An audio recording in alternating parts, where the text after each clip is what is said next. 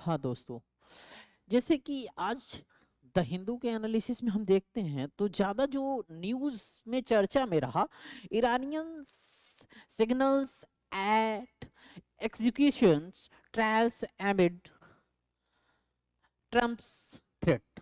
तो जो ये ट्रम्प थ्रेट्स का नाम लिया जा रहा है कि ट्रम्प थ्रेट्स रहा, तो ये if we have something to do we have to do it quickly, says judiciary chief of Islamic Republic at least 2571 already killed in the crackdown on anti-government protests, says US-based right group।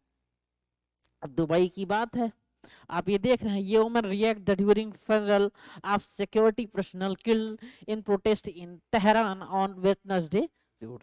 अगर देखते हैं तो the head of Iran judiciary डिफाइड warning from US President Donald Trump and signaled on Wednesday that there would be swift trials and execution ahead for those detained in nation protest। if ठीक है, तो अब इस पे जयशंकर जी भी कुछ कहे हैं, तो इस पे हम देखते हैं कि की न्यायिक ईरान की न्यायपालिका के प्रमुख ने बुधवार को अमेरिका के राष्ट्रपति डोनाल्ड ट्रंप की चेतावनी को चुनौती देते हुए संकेत दिया कि देशव्यापी प्रदर्शनों में हिरासत में लिए गए लोगों के खिलाफ त्वरित सुनवाई और फांसी की सजाएं दी जाएंगी। यह बयान ऐसे समय आया जब मानव अधिकार कार्यकर्ताओं ने चेतावनी दी थी कि गिरफ्तार प्रदर्शनकारियों को जल्द फांसी दी जा सकती है। और देखें कि अमेरिका स्थित human rights activist news agency के अनुसार ईरान में हाल के वर्षों के सबसे बड़े सरकार विरोधी प्रदर्शनों पर सुरक्षा बलों की हिंसक कार्रवाई में अब तक कम से कम 2571 लोग मारे जा चुके हैं।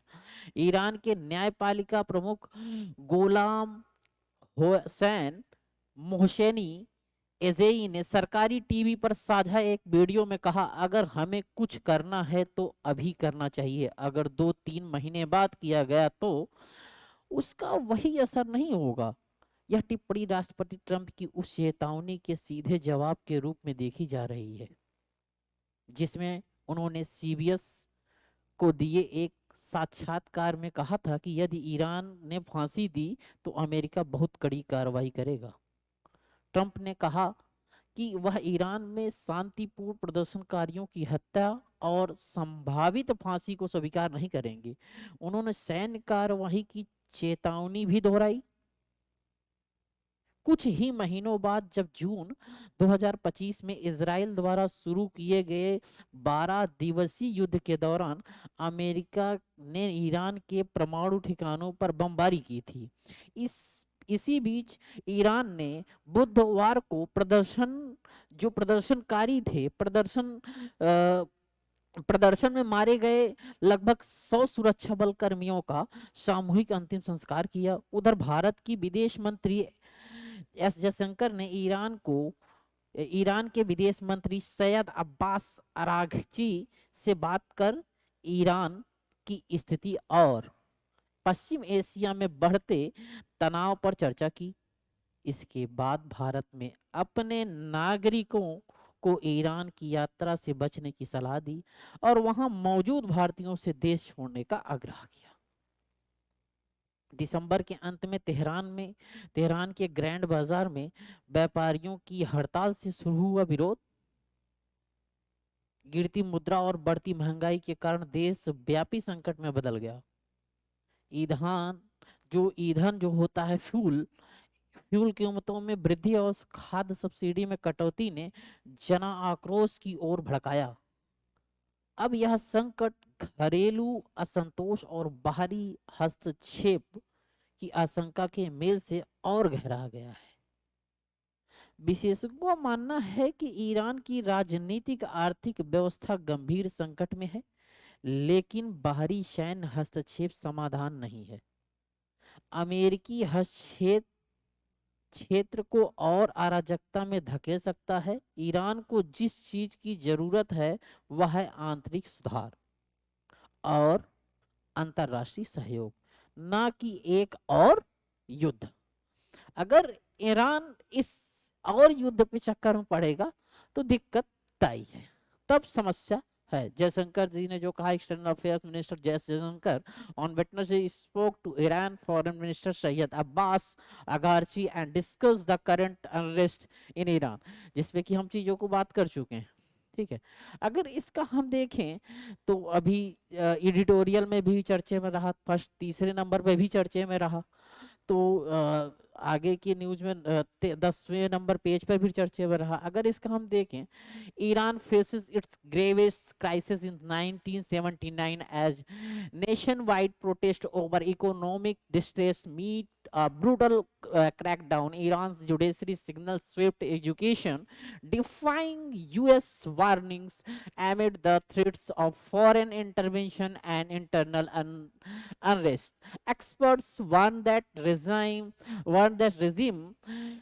change would deepen chaos, worsening engagement and reforms instead. Iran 1979 के बाद के सबसे गंभीर संकट से जूझ रहा है, जहां आर्थिक संकट से उपजे राष्ट्रव्यापी प्रदर्शनों पर हिंसक दमन हो रहा है। न्यायपालिका त्वरित फांसी के संकेत दे रही है। अमेरिकी हस्तक्षेप की धमकियों के बीच विशेषज्ञ सुधार और संवाद पर जोर दे रहे हैं, न कि युद्ध पर। अगर इससे क्वेश्चन बनने की संभावना, अगर यूपीएससी में ये जीएस पेपर 2 और जीएस पेपर 4 इंटरनेशनल रिलेशन और एथिक्स संबंधित क्वेश्चन बन सकते हैं, तो वहीं पे हम देखते हैं कि क्वेश्चन कैसा बन सकता है इंटरनेशनल में। तो domestic political unrest combined with the external intervention pressures often leads to the long term regional instability rather than democratic transition. Critically examine this statement in the context of the ongoing crisis in Iran.